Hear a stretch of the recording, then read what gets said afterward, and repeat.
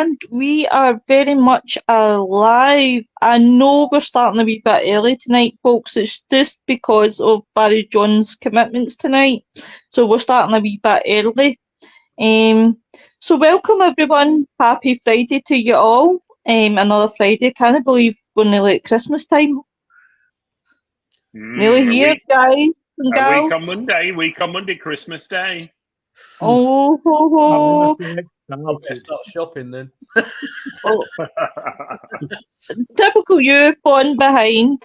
Hey, Cliff. So as you can see, our guest tonight is the one, the only Barry John. So I'm going to let Barry John tell you about himself and who he is and what he does. Oh, I love that. Thank you very much. Well, you know, I mean, I know we keep saying that we were going to do a show together, and my diary just takes over, unfortunately. And then we book something in, and then I have to cancel it and change it. But we've done it tonight. We're finally here. Gosh, how long have I known you, Lois? Probably a good few years now. I'm dread to think now, actually. Probably about 4 years, 4 years, probably. 3-4 years, yeah. Because we did development class. I did your development class. Absolutely, yeah, absolutely. Well, I mean, I've been in the field now for many, many years, probably in the region of about 35 years professionally. The last sort of 20 years, probably in terms of like TV, media and magazines, etc. But, you know, for me, it all started very young, and it started from being a very young child where I started feeling things, sensing things, just knowing things were happening. And as I started to grow older, I became more addictive to it, I suppose the word is. And you just get very used to it working with the world of spirit. And, you know, it led me on many sort of adventures, you know, especially again when I was younger, where we used to go into some sort of old cotton mills not far from where we lived. And we used to play with certain paranormal toys to make things happen, see what would happen. And, you know, I've loved every minute of it. I really have over the years, and got very heavily into the ghost hunting field. Not really in terms of TV. That was a lot later for me. But, you know, when I was a lot younger, you know, we used to do silly little ghost hunts between us and turn up at old venues and just get on with it. You know, people didn't bother in those days. And then thanks to the launch of certain television programs, it really opened up people's fields. And suddenly we end up with this whole addiction to the paranormal, what people had. And I set up my own sort of ghost hunting company in the early 2000 period, organising public ghost hunts for people. So, I mean, you know, that seems to me like yesterday, and it's not. It's nearly 25 years ago. That scares me even more. And I think that's the difficult part with all this. You know, I look back and I think it's a few years ago, and it's not. It's a long time ago now for me, you know, that I've been doing it. And people very often ask me, how long have you been doing it? And I go, oh, you know, I don't know, a few years, you know, 20 years or something. And then I start working it out, and then I get a bit fearful then of age, because I start thinking I've got to tell people how old I am now. But you know, I've loved it. And in terms of the events, the paranormal side, certainly, it's the people that you meet on them who become very, very, very good friends, you know. And I've got some great friends, you know, a couple of them on here tonight. I can see a few names that I do recognise. And it really is, for me, meeting the people and giving the people the experience. Nothing to do with me at all. You know, I've always said, I want you to enjoy my events. And that's the same with demonstrations as well. I want people to enjoy my demonstrations of mediumship when I do an event. And remember, I've tried to semi-retire a good few times here, you know, almost retire in full. And it's never, ever happened, unfortunately. Or should I say, fortunately, it's never happened for people. But, you know, I'm still here. We're still doing demonstrations. We've started doing ghost hunts again now. We'll be doing some ghost hunts at Tutbury Castle, which is not too far from me, about an hour roughly, just the other side of Derby. But we'll be doing some ghost hunts there as well. And so let's just see what happens. But, you know, I'm always open to ideas. As I say, I've tried to pull away from the market a few times, but it never seems to happen for me, I'm afraid. Is that in a nutshell? Have I summed that up? Yeah. We would be lost without you, Barry John. Just say that again, Bri. What started you down the TV route? When did you get into that? Well, that was very early on for me. That was around about probably 2003, 4-ish time, thinking about it. And I'll tell you what it was. It was a very famous TV program that was filming locally to me. And I went along for a bit of fun, and really that was it. From that point on, they just said, "Oh, will you come and do some stuff with us now?"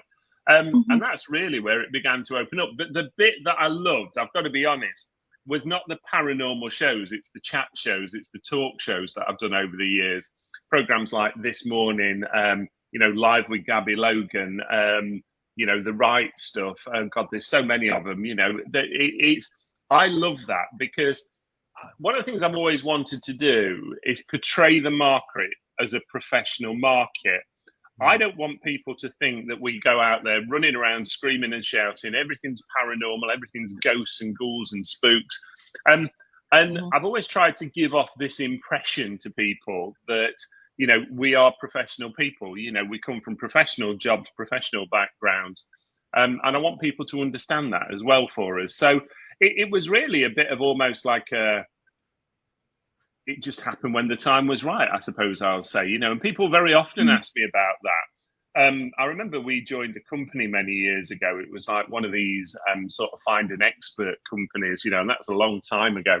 And that used to bring us in so many links in terms of TV. I mean, I even remember, I'm trying to think what company it was now. I've got a feeling it was like one of the bread companies like Hovis or something. And they approached us to do a little bit of a PR thing for them about their haunted factory and things that were happening in their haunted factory.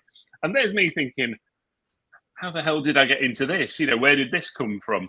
And it's been great over the years. It really has. And as I say, it's introduced me to some really good people who have subsequently become very good friends as well, but really by accident. And when people ask me about it, I say it takes a lot of hard work to get into anything like that. You've got to be noticed. You've got to have this sort of recognition about you where people understand you and know where you come from, really. Brilliant. Without doubt. I'm just going to say a few hellos.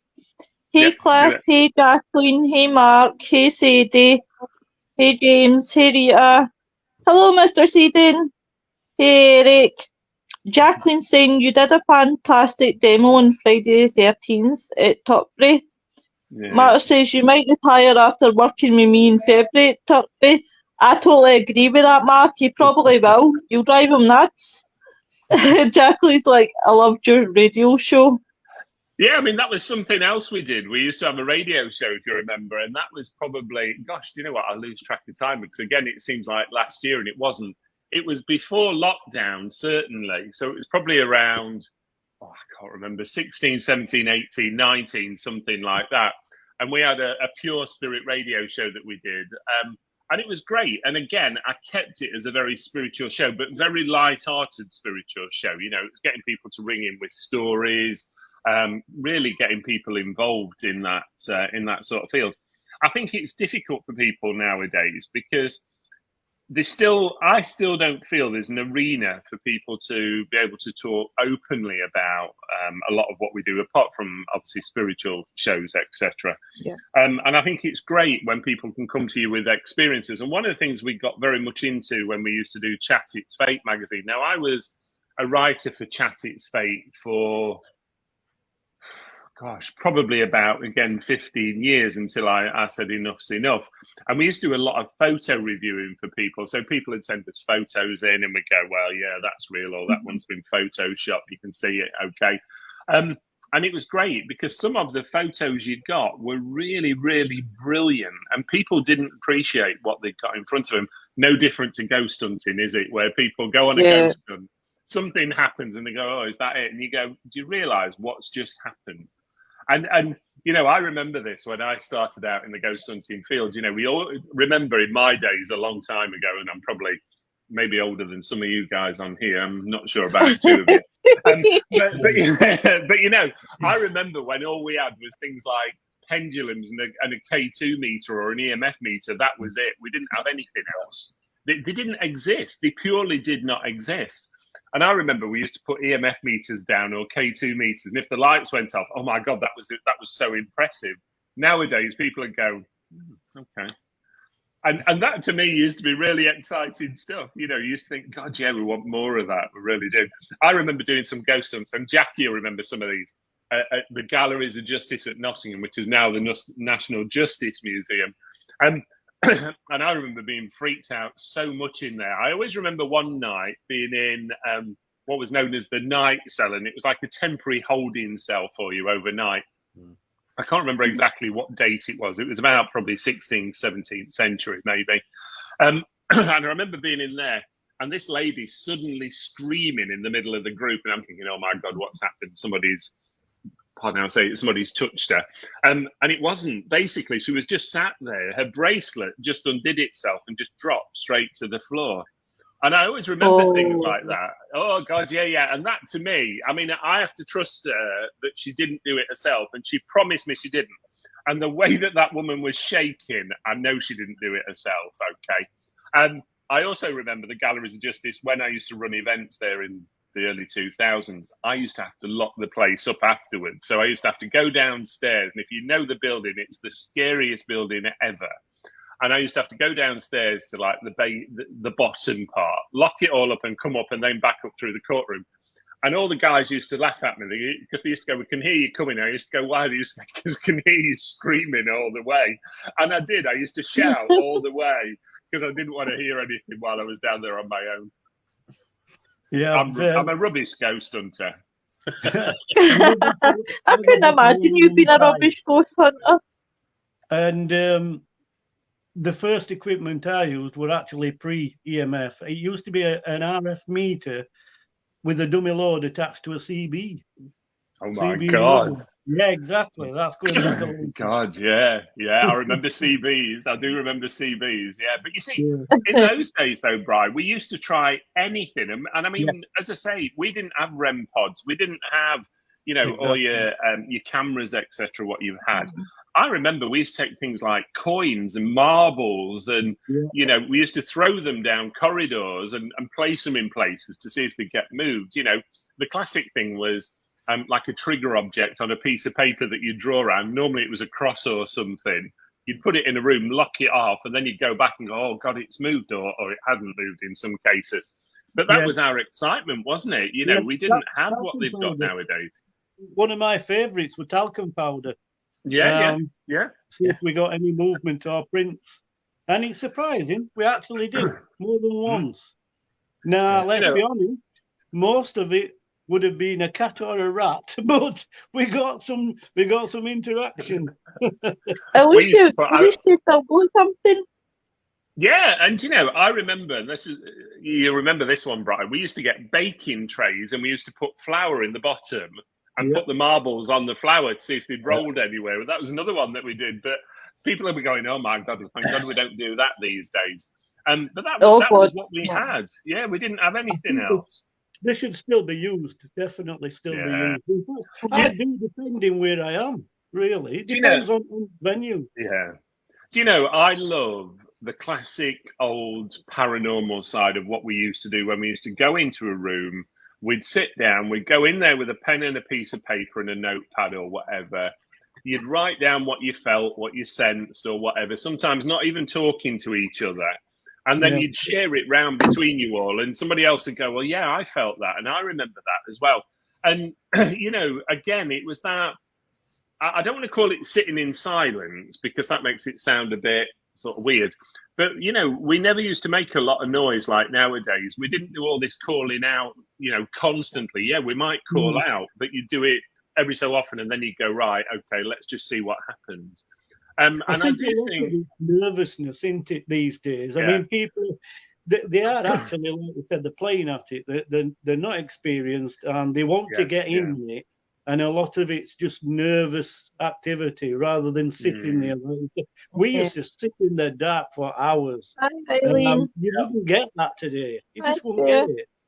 No, absolutely. And we did the same, and we used to sit there exactly like you, not talking, not saying much, you go off and do your own thing.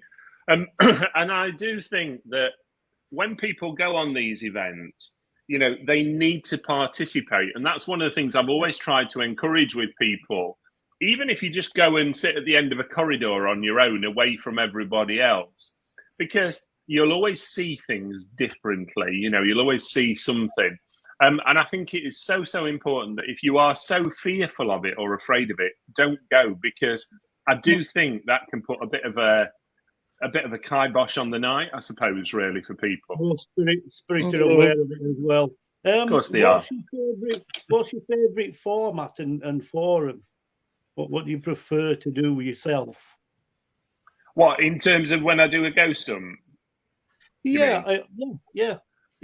For me, is using my mediumship.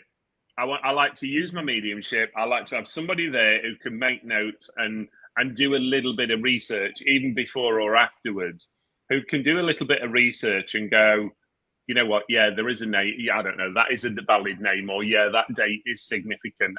And again, this is something that does annoy me when people do ghost hunts, where they don't document what happens. And I used to say this to people time and time again: if you go to the same venue, write it down, write it down, write it down. Because if the same thing happens over and over and over again, then that makes me more of a believer. If you're going into a building and one thing happens and then it doesn't happen ever again, I go, okay, all right. It's a bit like the photo scenario, isn't it? If you're taking photos, take a chain of photos, a consecutive chain. Don't just take one and come to me and go, oh my God, there's an orb on it or whatever. But for me, I love to go back to the old-fashioned days, exactly like you said, Bryce. Sit in a room, just sit in the energy, see what happens, do a bit of calling out every so often, see how you feel. And also things like locked off cameras, etc., on you, and just seeing what's around you, I'm a bit old-fashioned, aren't I? No, not at all. And I think we should go back to that. There should be more of that. Yeah, rather than definitely. everybody relying on gadgets and apps. Yeah. Because apps are just exactly what they say. They're apps. Don't get But me started also, on apps. and it's not just that as well. See, when you, like Jacqueline there, I just noticed, said about write-ups, it's brilliant to have write-ups, because at the end of the day, there's a lot of people that can't get out of the house. There's a lot of people who, like myself, and it's always good because you can look back on a report that you've wrote and what you might have missed from that one, you could go back and look at and think, oh wait, no, or see the pattern of where it's like if there's something happening. So I think write-ups are brilliant things. Yeah, I mean, what you're doing. With me and Ian, we do a lot of private investigating for people. So that needs definitely documenting. Yeah. But if you're doing just a venue, like I go and film a lot of churches and empty buildings, abandoned places, that really, your evidence is on camera. So I don't do so much documenting for that. But obviously, like I've just said, private venues, you've got to write it all down, every single word, because some things can be done off camera, and if you haven't got a record of it, that's awkward. Yeah, do you know that's a real sensitive subject for me in a way, in a good way, I want to say, not in a bad way, where a lot of these groups going into people's properties don't do that. They don't document, they don't look at things, they don't research things, they don't look at the individual circumstances and what's happening. And I've had it numerous times where people are rang up in the middle of the night that something's possessing the room or whatever, and you can tell when you're on the phone to them it's nothing to do with paranormal, it's purely the fact that they've had a good drink the night before. And I think you do have to document things, and I can't stress this enough. When people are going in, you're not just going in looking for paranormal activity. You're going in to look at what they're going through, what's the family going through, and emotional circumstances, medical circumstances in some cases. But also, you don't just leave it and go, oh my God, yeah, your house is haunted. Because if somebody's in a very difficult mental state or mental, sort of health condition state, you don't know what you're leaving them with. You don't know what you're doing to them longer term. Exactly. No, definitely no. There's my favourite word, demons. Mentioned this other week about people being diagnosed in a way, you have a conversation. The first thing you do when you enter an investigation is have a good conversation with that person to find out their state of mind, what they're in it for, what the problem is with the building. It's diagnosing a lot of the time. It's not an investigation as such to start with. There's no equipment. There's no investigation before you've done a proper sort of consultation. Yeah, I agree with that. And a lot of that should be basic stuff for me. You know, that should be stuff that you know of straight away. And I do think having an element of understanding of people's circumstances before you go in does help. Yeah. Oh God, because you don't know what impact or damage that you're doing more. Yeah. And I suppose with the likes of like yourself and Ian, I'm sure you guys have had plenty of phone calls of people getting in, having to go in and clean someone's mess up because somebody's left. Yeah. All the time. All the time. Absolutely. Yeah. As Barry said, they go in and say, your house is haunted, and then bugger off.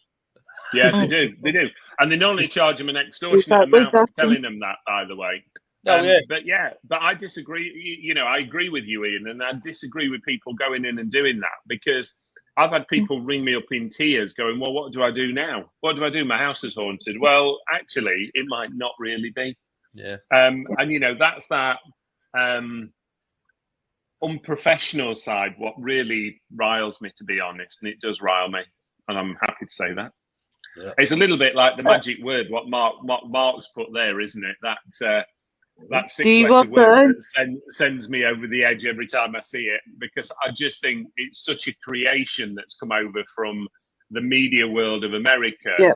And funnily enough, now everywhere we go seems to have a bit of a demon. And I remember many years ago working with an individual, and every building that we went in, no matter what this building was, we had some sort of demonic monk, and I'm sorry, it just blew my mind in the end. I just couldn't handle it anymore, because I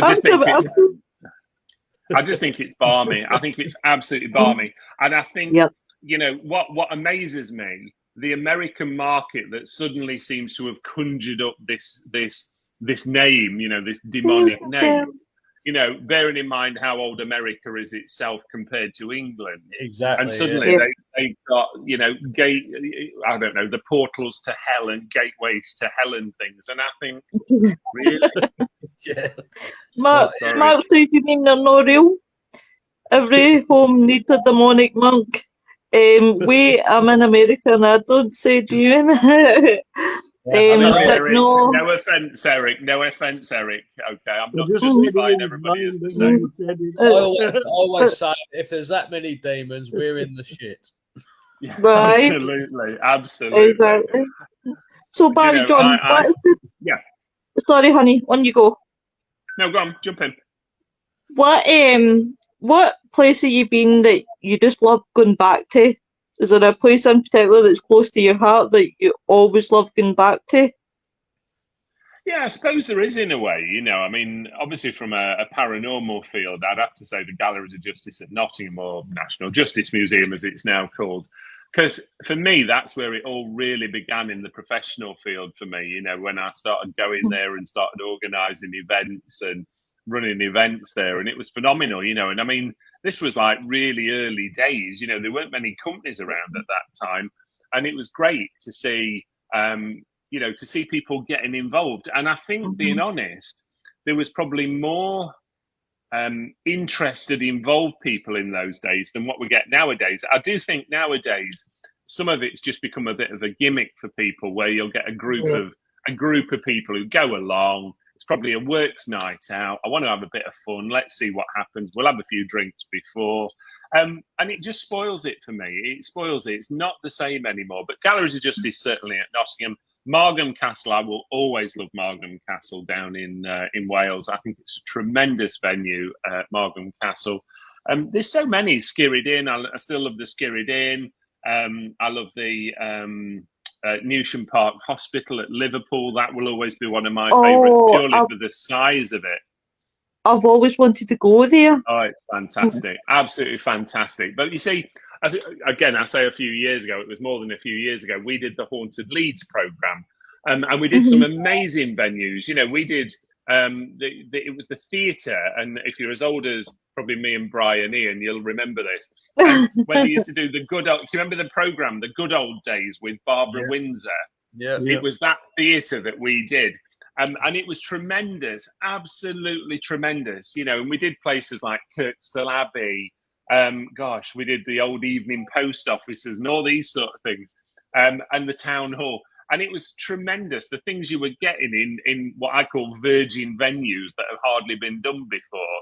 And that's what I like doing. I like going in new places and actually seeing if there's anything there. But that brings me on to a very good story for you. I remember many years ago, I worked with some very good friends of mine who still are very good friends.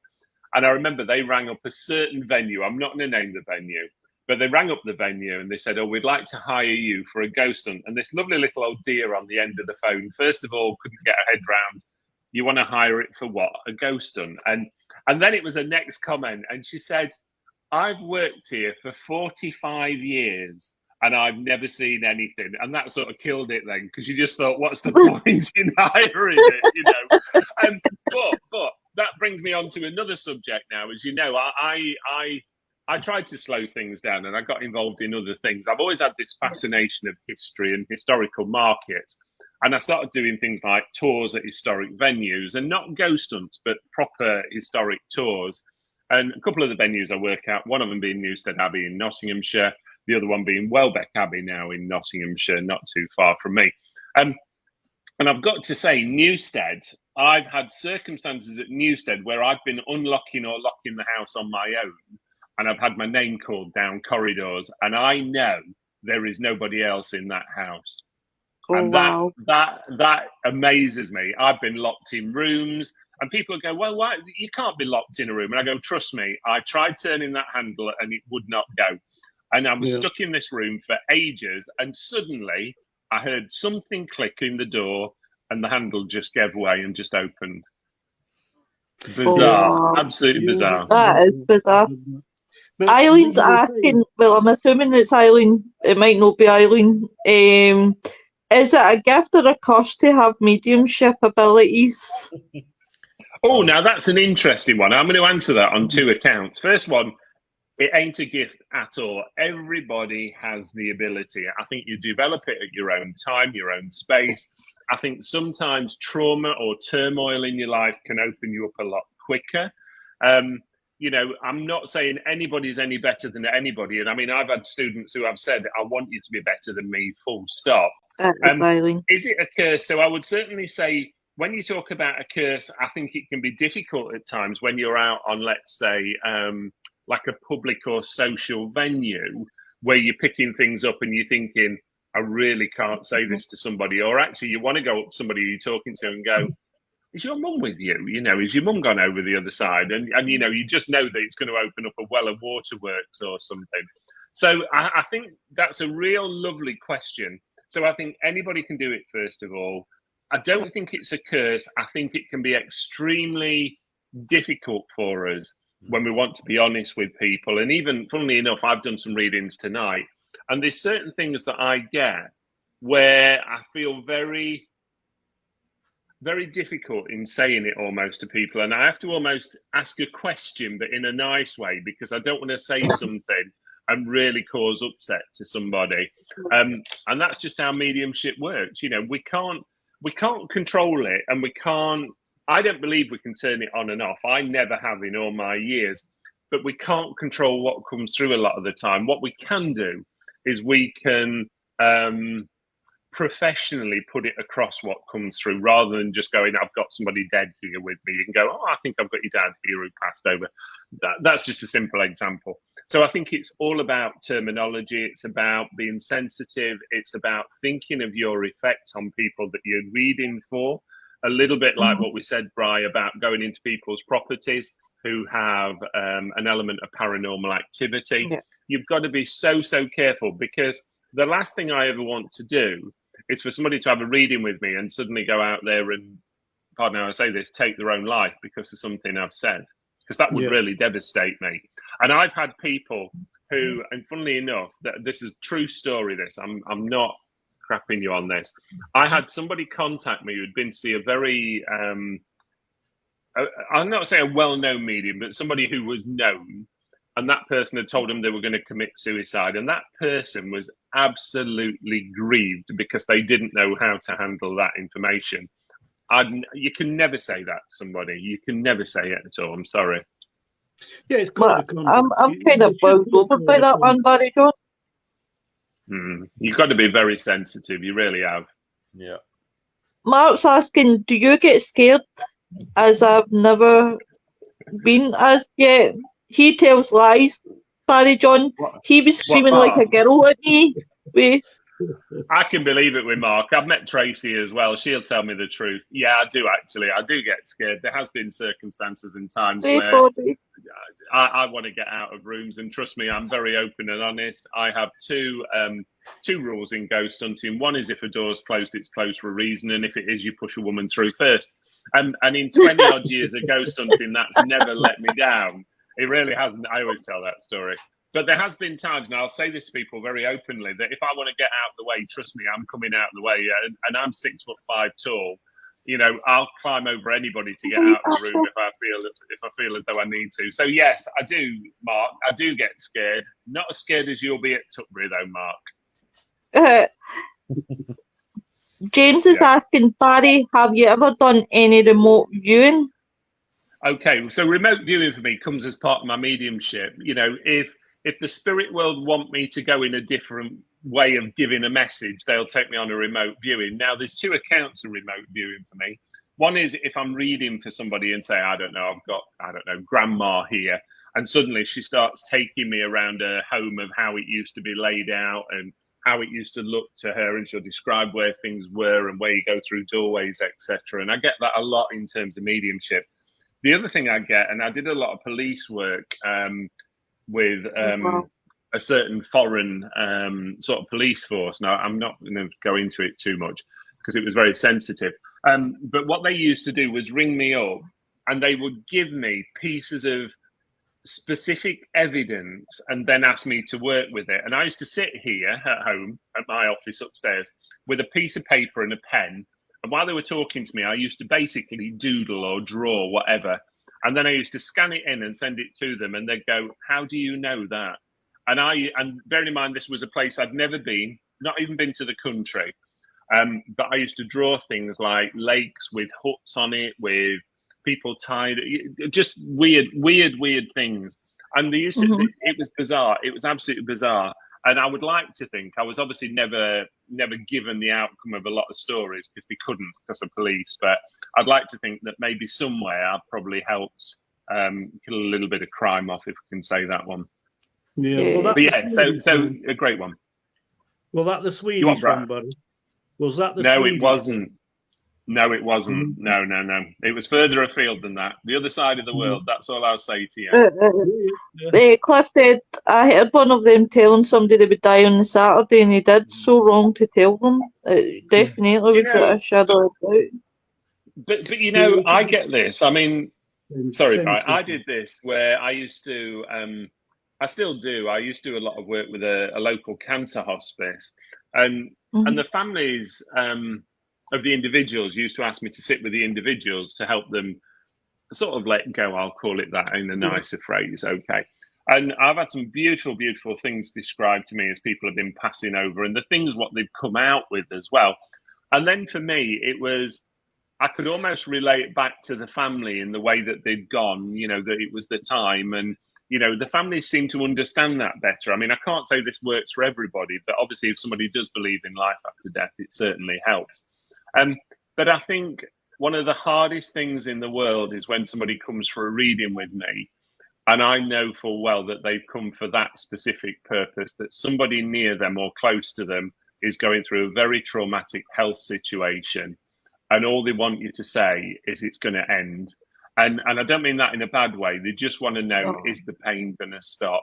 And that is really, really hard, because I don't believe the spirit world will give me that information. And if they did, I'll be very honest, I wouldn't relay it because I can't be held accountable for, I almost want to say ending somebody's days, if that makes sense. And I wouldn't want to be.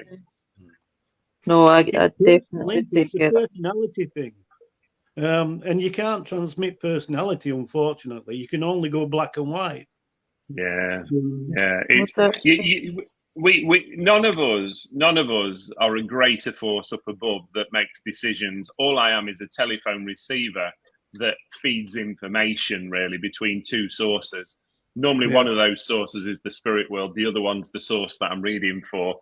And I always say to people, again, when you come to me for a reading, I am only as good as you sitting in front of me, because if you're not going to talk to me, my link up there isn't going to be great, because they'll give in and they'll just go, well, what's the point? They're not listening to me. And the spirit world they back away, they pull back numerous times. And I've had it before, again, where people have come to me for readings, and I brought, I don't know, maybe a father figure through, and they'll go, well, I don't want to talk to my dad. And suddenly I can feel the energy suddenly go, boom, it just hits rock bottom. Because again, we can't dictate necessarily who's going to come through in a reading, and again, I've read for people and, given them a lot of information, a lot of evidence. And, at the end of it, I'll go, are you all right? And they'll go, well, no, I wanted my mum to come through. And I always go, well, maybe it's not the right time for your mum. Yeah. It's hard. It's really hard, because I don't want people to go away from me feeling disappointed. I want them to go away from me thinking I've got what I needed. Yeah, no, definitely. But like I said, it's personality, isn't it? That it's what they want and what they're going to get from spirit is two different things. Oh, and I definitely. think also, Bri, I think that's also can I call it a TV thing? Where people see it on TV, and it's a bit like the ghost hunting programs, isn't it? You see a section of a program that's filmed over. Well, you might see an hour's worth of a program that's filmed over a week, and suddenly everything's happening in an hour. But over the whole week, there was probably only that hour when anything ever happened. Yeah.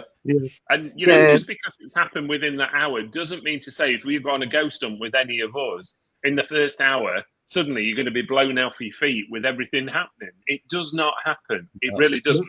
And that's the same with reading. Definitely. Eileen's asking, how do you switch spirit off? I don't. Never have. Don't do it. Don't believe in it. I believe if I'm due to get a message to somebody, then I'll do it. I could be talking to somebody and having a conversation, and suddenly I'll just get something come into my mind. I think it's down to me, and it goes back again. And I think I like the way that Bride keeps saying it. It's that personality thing where I know I've got something, but in here it says the time's not right to say that. Okay, you can't say that, because I've done this before with people where I've given them a message from somebody in the spirit world. And I don't know, I'll make this up. I don't know. I'm talking to somebody's daughter, and the mum's in the spirit world, and that person's desperate for that mum to come through, absolutely desperate for her to come through. And I know that she'll be in floods of tears as soon as I open my mouth. And I don't want to do that if it's not the right time or the right place, like middle of Asda. That's why I really love you, Barry John, seriously, because it's your gentle nature. It really, really is your gentle nature. And here's something that will really touch you, Barry John. Seriously, I still do it to this day. See, ever since, obviously I don't do your classes now, right? Yeah. But do you know, I still listen to that piece of music that you first ever did with me, with the sitting, did you call it again? Sitting. Was it The Promise? Sitting in the Power? Sitting in the Power. It was Lisa Gerrard's Sacrifice. Oh, yeah. Do you know, I still listen to that piece of music to this day because I find it, I just don't know what it is about that. It's very good for physical mediumship, same as The Promise. The Promise by Thomas Bergerson is another one that's very good for physical mediumship. It gets your power so going. You just really do. You well up. Oh, it's real. Nicholas says, if you go wanting to hear from one person, it'll never happen because you're wanting them too much. Eileen says, do you get messages whilst in supermarkets, etc., for folk around? Yeah, absolutely. And it freaks me out in a way because I'm there to do my shopping, not to give somebody a message. But that's the time and the place thing again. You know, I would never go up to somebody in a supermarket, put my hand on the shoulder and go, by the way, your mum's with you. Because it's not the time or place. You know, you don't know what that's going to do to that individual. And, you know, it's the time and place. It's the professionalism of being a medium. It really is. But yeah, I still get messages. You know, I could be sat out for dinner with my partner in a restaurant, and I could look across the table and see somebody sat there and think, I could talk to, you know, I could talk to you now. In other words, I could give you a reading. And I think, don't do it. Just don't do it. And I have to almost look away and just go, no, not time, not the place.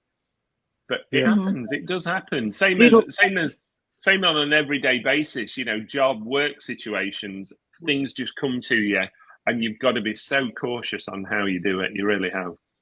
Yeah. So, do you know, Barry John? I'm sitting here laughing, thinking about you walking about with your basket in the hand and having a truckload of spirits round about. You're just like, not right now. Yeah, absolutely. I'm laughing at one of the comments there. It's Jackie who's made it, where she said, I can remember doing a reading for Jackie, and she said, I sort of argued with you when you said I would get a dog. End of conversation there, I think. She got a dog. Exactly. Eileen's banging out these questions tonight. Does being on tap, so to speak, drive you bonkers at times? No, I love it. I have more faith in the spirit worlds and more trust in the spirit world than I do in everyday people down here. I have to be very honest, because the spirit world will always be honest with me. And there's certain things that I have gone against them with in my life, and I've done something, even though at the time the spirit world was saying, don't do it. And I've done it. And then afterwards, I've cursed them like a trooper and said, you told me not to do it, but why didn't you carry on telling me not to do it? And then they always play a bit of a game with you, and they go, well, you need to learn your lesson. And I'm a typical Aries. Everybody knows I'm an Aries. I'm a terrible, terrible Aries. I'm a March Aries, so I'm stubborn and bad-tempered. And, you know, I always believe that I'm right. And, you know, the spirit world pick on me for that a lot of the time. They'll go, well, you thought you knew better. Cliff is asking... Oh, sorry. I love touching things and picking things up. Just wished I could understand why it's not all the time. It's weird. Cliff says, do you get messages when doing a live? Yeah, absolutely. I mean, during COVID, if you remember, in lockdown periods, we did quite a few lives, and we were doing it really to keep people entertained, I suppose. I hate that word entertainment, by the way. But to give people something, because there was just nothing for people to go to. There was nothing for them to do. And as you remember, Lois, we were doing lots of online sort of workshops with people. We were regular groups. And again, it brought together a wonderful, wonderful community. I mean, I would love to think like the group that you come to, Lois, and Jack used to come to. There was a lot of people who I watch them on Facebook, and they all comment on each other's posts now. And I think, okay, I like to think, I want to say I helped create that somewhere. Absolutely. When doing lives, you know, even when I'm doing obviously shows, that's what I'm there to do when I'm doing a mediumship show. And, you know, it's funny because I always go into a mediumship show, whether it be a live or on stage, with a view of going, oh, I'm going to do an opening up and I'm going to talk about this, I'm going to talk about that. And when I get up there and I think, I've got to just go with this now because the spirit world are waiting. And I can feel the energy around me suddenly starting to build and inflate. And, you know, the spirit world have always had this knack with me of sort of touching me emotionally and touching my conscience very quickly. They've always been able to put me into trance very quickly, into physical mediumship situations very quickly as well. I didn't get into physical mediumship probably until around sort of 2014-ish, thinking about it, maybe a little bit earlier than that, actually. But it's something that always majorly fascinated me. But, you know, I appreciate with physical mediumship, it takes a lot of time, a lot of power, a lot of energy, and it takes a lot of trusted people to sit for you as well. You've got to have people that are dedicated to sit in for you to make things happen. And our group, we had a group for quite a while. We used to get children and babies crying in the group. Now, none of us had children for a start, We used to have hands form in the middle of the circle. Very often you'd see somebody's hands almost like rubbing together in the middle of the circle. We had faces coming out the wall at the back of the room at one time. And what really, really annoys me is when I come out of the trance state, out the physical state, everybody will go, "Can you remember when this happened?" And I go, "No, because I didn't see any of this, because I'm normally sat in a cabinet that's zipped up." And it's really heartbreaking for me because I want to see it, but I don't see it. Barry John, I'm desperate to ask you, have you ever had stage fright? Have you ever had stage fright going up on the stage and you're thinking to yourself, I just really can't do this? Oh, every time I go up. I've always said to people, even before I go out, if somebody said to me, "You don't have to go up on stage," I'd go, "That's fine, I'll go home now." And I would. And it's not the fear factor of the spirit world. It's not. It's the fact I've got to be able to deliver it for the spirit world. That's what always gets me, because I can't remember how many shows I've done now, demonstration shows, but a lot over the years. And the spirit world have never, ever, ever not turned up for me. And people have seen me work, and you know, I could be full of cold, I could be feeling rubbish. As soon as I get up there on a stage, I'm a different person. My energy zips in. I start giving the messages, and then afterwards, I just return back to myself, normally with a cold or something. But I think it's. I don't know whether it's stage fright or just that you want to be the best for people. You want to make sure that people get from you what they can.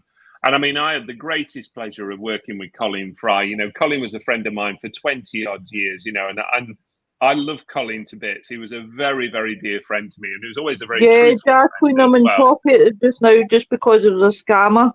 There's a scammer in the chat, and I've just noticed. Siobhan, please don't send any friends requests to that person. Sorry, on you go, my love. No, that's all right. But yeah, so I mean, you know, Colin had asked me numerous times to work with him over the years, and I kept saying no. And then, being very honest, he set me up, and he really did set me up, you know, and he knows that because he was doing a venue near me at Retford, the Majestic Theatre, and he texted me one day, and he just said, "Oh, you coming?" And I said, "Oh yeah, I'll come and see you. Don't worry." And I remember on the day, it was literally about an hour before the show. And he texted me, he said, "Are you on your way?" And I said, "Oh, yeah." He says, "I hope you're looking smart tonight." And we always had this bit of banter between us. And I thought, yeah, okay. And then when I got there, you know, the stage people all said, "Oh, Colin wants you in the dressing room." So I thought, all right, okay. So I whizzed round to the dressing room. And the first thing that came out of his mouth, he says, "Are you doing the first half or the second half of the show?" And I never even got invited to do it. That was it. And that's how Colin set me up. And now I have to tell you the next bit, which is the bit that really upset me. That's when he told me he'd got cancer. Oh.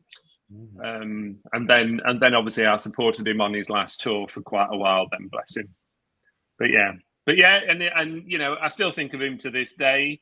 I've still had his presence around me. I've still felt him around me. I've still had communication with him around me. I don't publicise it because it's nobody's business. It's my private conversation with him because we were very, very good friends. And pardon how I say this, we were very naughty as well because we used to talk about some very naughty things. End of conversation on that one. Name me a question. Cliff, just before you fall asleep, do you get images or colours? Yeah, absolutely, Cliff. Do you know, I always say to people, the best time to meditate is when you're coming up to bedtime or sleep state, because that's all meditation is, okay? I'm not a huge believer in meditation because I just like to sit and daydream, as I call it. And I always advise all my students of this. Just sit, make yourself a coffee, cup of tea, put a piece of music on. Doesn't have to be what I call the plinky plonky music. It could be rock music. It could be operatic music, whatever. Just something that makes you turn off and makes you chill. I think going into meditation for a lot of people is very difficult because your minds are so active. You start thinking of the food, you start thinking of the dinner table, you start thinking of the shopping list, you start thinking of work tomorrow and what you've got to do. And I think really you're better off doing it at bedtime for me. And when you're laying in bed at night, you know, you get into that little bit of that woozy period where you think, oh, I'm going to drop off, and just go, you know what, if anybody's there, just come and talk to me. you know, you won't disappear for days on end. You won't disappear for hours. You know, people have always come out with all this load of bunkum going, oh, if you meditate and fall asleep, you're wide open. Well, we're wide open anyway. Spirit world come to us in sleep state. You know, we talk about this all the time on workshops. They will always come to you in the sleep state because your mind's turned off, you're more relaxed, you're not putting your barriers up, and they can communicate with you. It makes no odds. So yes, go with it, see what happens. I've had weird circumstances where my own family members are ready to pass over, and the spirit world have come to tell me and told me things very specifically. And they did that with my mum as well, where they actually told me the time, the date, and the specific details of when she'd go, and it was absolutely spot on. Oh, wow. There you go. So, Barry John, tell everybody where they will find you. Oh God, no, I've no idea anymore. We spend a lot of time. We spend a lot of time on social media. You know, I like to keep people going, and people very often when I post things, you know, they'll go, "Oh, you all right? You okay?" Yes, I'm absolutely fine. I do it because I want certain phrases to jog people. You know, I want people to give them something to think about. So you'll always find us on Facebook. You'll find us on Twitter, Instagram. There's our website there as well, www.barryjohn.com. Look for us on Facebook, Barry John International Psychic Medium. Don't bother adding yourself on Barry John because it is absolutely full. I have to delete people off to add people on. So if you've not communicated with me a lot on Barry John, you might disappear. I might delete you. But you know, find me on Facebook. That's the best one because it's so easy for me to use, and you know, we're on and off it all the time. But yeah, you're welcome. Definitely. But as somebody that's had a reading from Barry John, honestly, this guy's amazing. He's like, yeah, you blew me away, Barry. If you can remember, did I? Yeah, at Sage Paracon. Oh God! You had my grandfather came through, and he kept saying the name Henry, and I was saying I don't know a Henry. And you going, but you kept saying Henry. Yeah. No idea. And you went, it's got to mean something. Henry, definitely. And then I found out it was his real name. Really? Oh my God! You see, that's where it gets spooky for me because I remember reading for a girl quite a few years ago, and she came to my home, and I don't do many at home now because I've realised since COVID, my home is my home. And a lady come to me, and I kept saying to her, "I've got Stephen here for you," and he's talking to me, and she said, "I don't know a Stephen. I don't know a Stephen in the spirit world." And I said, "Well, he's talking to me." Lo and behold, she left. Within seconds, she knocked on the door, and she says, "Stephen was my granddad." And it was like, and that just blows my mind then, because my head just explodes, because I just think, okay, where the hell did that come from? And, you know, again, I always say to people, when you're going for a reading with somebody, please have an open mind. You know, there'll be things that are said to you. And if people have had readings with me, I don't take things back. I don't give a name of Margaret and then go, oh, no, forget it then. It don't matter. I'll go, no, I ain't taking it back. Because I can hear it, and that means it's for you. And you know, people have emailed me afterwards and told me where they found names, basically. And I remember one lady who is a very good friend now. She came to Tutbury many years ago, so that's over 20 odd years ago now. I met her, and I remember giving her a reading, and I kept saying, "There's an adoption in your family." No, there's not. Nobody's been adopted. Your grandma's been adopted. No. She went off and did a family tree, and her grandma was adopted. I didn't know. Yeah, see, with me, my granddad, I always knew him as John, but that was his middle name.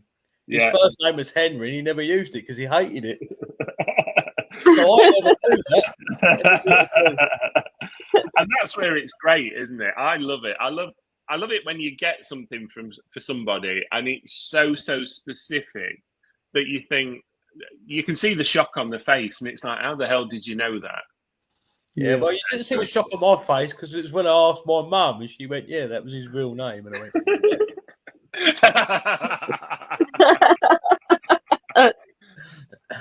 Now I just want to pick up on one of the questions there. Have you ever had contact with other mediums who have passed over to the spirit world? Oh, sorry, Eileen. I thought you'd answered that with Colin Fry. Sorry. Well, yeah, no. I want to pick up on that as well, because when we did a lot of physical mediumship, we used to get some real great names come through. And remember, I don't remember a lot of it because I'm in a trance state, and my team used to write things down. And we used to have, quite well-known mediums come through. I remember once Doris Stokes was trying to come through and communicate. Now, I've always been a fan of Doris Stokes from being this big, okay, and I was never that big, but being that big, probably that big on stage when you stand back.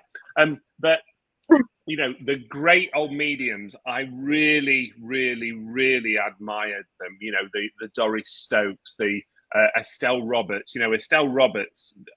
I always remember the first time I went to Stansted many years ago. There was a picture of Estelle Roberts at the Royal Albert Hall, and I just thought, wow, that is somebody who's really outstanding. But yeah, so a lot of them do come through. They normally come through and give you how would I call it? I don't want to say personal information. They almost give you that jivvy up in your life to make you move on a little bit with things. Certainly Colin, yeah, I know I've had connections with him, but I don't post it on Facebook because there's no need to, because he wasn't just a medium to me. He was a very good friend. Yeah. No.